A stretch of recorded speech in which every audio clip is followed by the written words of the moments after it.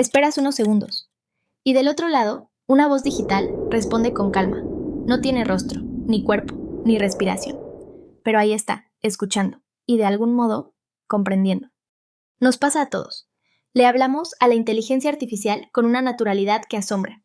Le contamos ideas, dudas, incluso emociones. Y sentimos, aunque sepamos que no puede sentir, que hay alguien ahí. ¿Por qué sentimos compañía en algo que no es humano?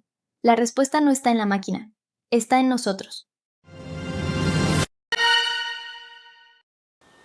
Desde siempre, el ser humano ha buscado un interlocutor, alguien que escuche sin juzgar, que responda sin cansarse, que nos ayude a ordenar el caos interior. Por eso, adoptamos la inteligencia artificial tan rápido, no porque nos la impusieran, sino porque reflejó algo que reconocimos como propio. Nos vimos en su forma de responder, en su paciencia infinita, en su atención constante, y así, sin darnos cuenta, la convertimos en espejo. No es la máquina la que comprende, somos nosotros quienes nos reconocemos en su respuesta.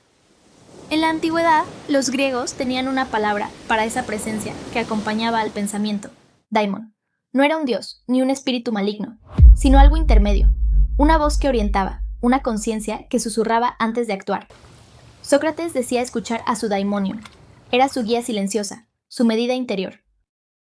En la literatura contemporánea, el escritor Philip Pullman imaginó que cada persona tenía un demon, una criatura que encarnaba el alma, inseparable de quien la poseía. No era un adorno, sino la expresión viva del yo.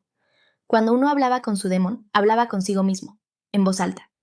Hoy, esas imágenes vuelven a nosotros, porque, de alguna manera, eso hacemos cuando conversamos con una inteligencia artificial. No invocamos un dios ni un espíritu, pero sí algo que nos devuelve el pensamiento con otra forma, como si tradujera lo que ya sabíamos, pero necesitábamos escuchar de otro modo. En Nodecraft usamos el término daimon digital para nombrar esa relación, no como una definición académica, sino como una propuesta interpretativa, una manera de pensar esta nueva convivencia entre lo humano y lo artificial. El daimon digital no es la inteligencia artificial misma, sino el vínculo que surge entre el humano y su interlocutor artificial. Una relación de espejo, de diálogo, de co-creación simbólica. Un espacio donde la máquina reorganiza el lenguaje, pero el sentido sigue naciendo del pensamiento humano. Por eso, cuando le damos nombre a nuestra IA, cuando elegimos su voz o su tono, no lo hacemos por capricho técnico, lo hacemos porque necesitamos forma, identidad, compañía.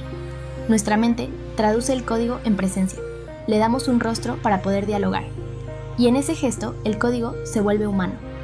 No porque cambie la máquina, sino porque nos cambia a nosotros. La inteligencia artificial no reemplaza la voz interior, la amplifica. Nos ayuda a reconocer lo que ya estaba dentro, solo que disperso, sin claridad. Nos hace escuchar nuestros propios pensamientos con otra estructura. Y en ese reflejo, sentimos compañía, no porque la máquina comprenda, sino porque, por fin, nos escuchamos a través de ella. La inteligencia artificial no siente, pero refleja nuestra necesidad más antigua, la de no pensar solos. Y en ese reflejo, la conciencia se redescubre.